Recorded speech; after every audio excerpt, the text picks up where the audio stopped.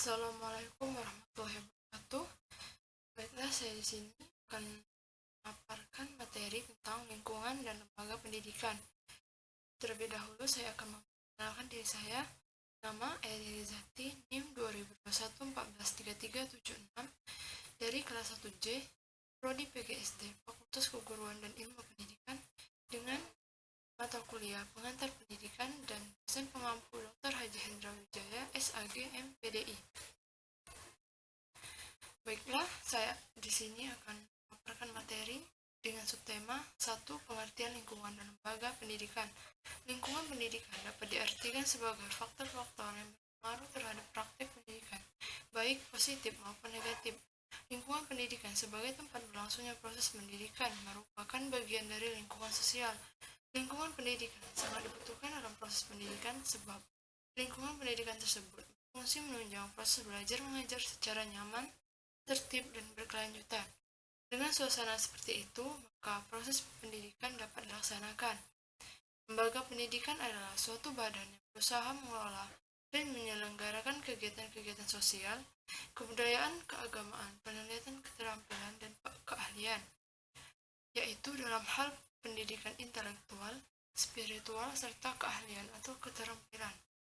Sebagai tempat atau wadah di mana orang-orang berkumpul bekerjasama secara rasional dan sistematis, terencana, terorganisasi, terpimpin, dan terkendali dalam memanfaatkan sumber daya, sarana prasarana, data, dan lain sebagainya yang digunakan secara efisien dan efektif untuk mencapai tujuan pendidikan.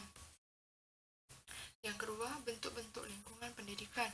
1. Keluarga. Keluarga merupakan pengelompokan pribadi yang terdiri dari sejumlah kecil orang karena hubungan darah, karena hubungan searah. Keluarga itu dapat berbentuk keluarga inti atau ayah, ibu, dan anak. Menurut Ki Hajar Dewantoro, suasana kehidupan keluarga merupakan tempat yang sebaik-baiknya untuk melakukan pendidikan individual maupun pendidikan sosial.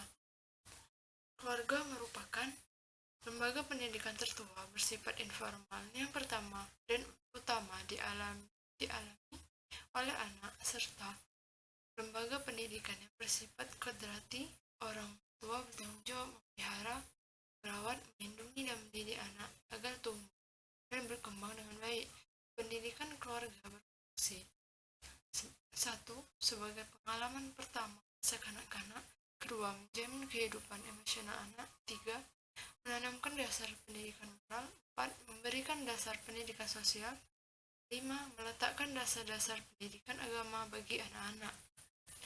2. Sekolah. Tidak semua tugas mendidik dapat dilaksanakan orang tua dalam keluarga, terutama dalam hal ini pengetahuan dan berbagai macam keterampilan.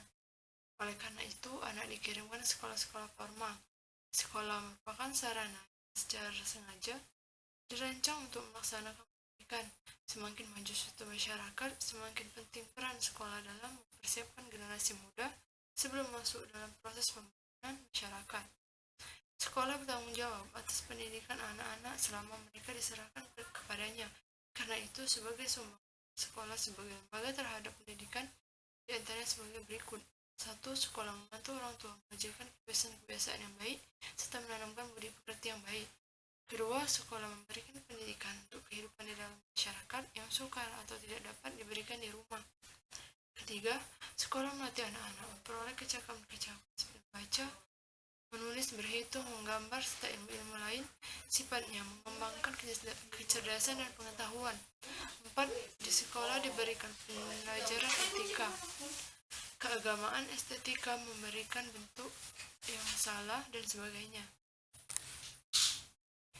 Suatu alternatif yang mungkin dilakukan sesuai situasi dan kondisi sekolah antara lain: 1. Pengajaran yang mendidik. 2. Peningkatan dan pemantapan pelaksanaan program bimbingan dan penyuluhan BP di sekolah.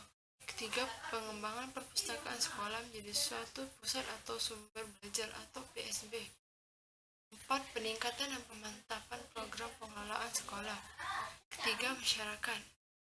Dalam konteks pendidikan, masyarakat merupakan lingkungan di luar lingkungan keluarga dan sekolah. Pendidikan yang dialami dalam masyarakat ini telah dimulai beberapa waktu ketika anak-anak telah lepas dari asuhan keluarga dan berada di luar dari pendidikan sekolah. Dengan demikian berarti pengaruh pendidikan tersebut tampaknya lebih luas. Corak dan ragam pendidikan yang dialami seseorang dalam masyarakat banyak sekali. Ini meliputi segala bidang, baik pembentukan kebiasaan-kebiasaan, pembentukan pengertian atau pengetahuan, sikap dan minat, maupun pembentukan kesusilaan dan keagamaan. Kaitan antara masyarakat dan pendidikan dapat ditinjau dari 3 sisi, yaitu masyarakat sebagai penyelenggara pendidikan, lembaga-lembaga kemasyarakatan dan atau kelompok sosial di masyarakat. Dalam masyarakat tersedia berbagai sumber belajar baik yang dirancang atau baik desain yang dimanfaatkan atau utility.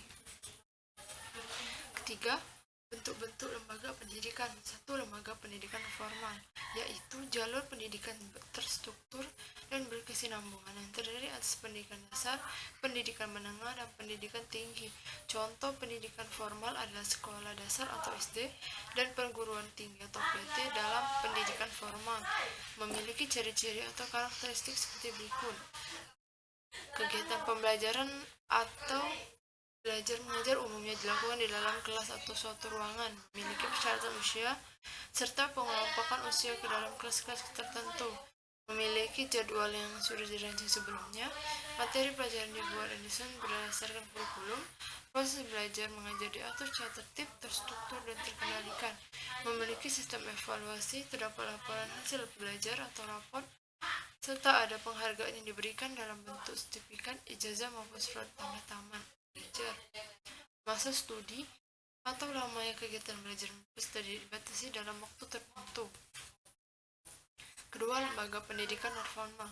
Lembaga pendidikan non formal adalah lembaga pendidikan di luar pendidikan formal dan dapat dilakukan secara terstruktur dan berjenjang.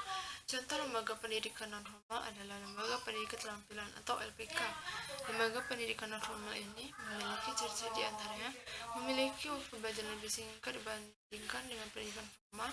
Program kegiatan pendidikan disesuaikan dengan tuntutan pemenuhan kebutuhan pelajar yang cenderung bersifat mendesak. Materi pelajaran yang diberikan bersifat praktis serta dapat segera dimanfaatkan. Pendidikan ini tidak mengenal kelas atau jenjang seperti halnya pendidikan formal. Waktu dan tempat belajar pendidikan non formal disesuaikan dengan situasi dan kondisi peserta didik serta lingkungannya. Tujuan adanya pendidikan non formal ini adalah untuk menaikkan status sosial ataupun menciptakan pekerjaan. Tiga, pendidikan informal adalah jenis pendidikan yang dilakukan dalam lingkungan keluarga serta lingkungan sekitar. Contohnya, sosialisasi oleh orang tua kepada anak dalam lingkup keluarga. Pendidikan informal memiliki ciri-ciri, di antaranya adalah pendidikan ini bersifat tidak mengikat ruang dan waktu. Objeknya tidak formal seperti guru, namun cukup berupa anggota keluarga. Tidak menggunakan metode tertentu dalam kegiatan belajarnya, seperti halnya yang ada dalam dunia pendidikan informal. Baiklah, kesimpulan dari materi kali ini adalah keluarga sebagai lingkungan pertama bertanggung jawab untuk memberikan dasar dalam menumbuh kembangkan anak sebagai makhluk individu, sosial, dan religius. Sekolah sebagai lingkungan kedua bertugas mengembangkan potensi dasar yang dimiliki masing-masing individu agar mempunyai kecerdasan intelektual dan mental. Masyarakat sebagai lembaga ketiga memberikan anak kemampuan penalaran, keterampilan, dan sikap, juga menjadi ajang pengoptimalan perkembangan diri setiap individu. Baiklah, itu saja yang dapat saya sampaikan. Semoga bermanfaat bagi kita semua. Terima kasih, saya akhiri. Wassalamualaikum warahmatullahi wabarakatuh.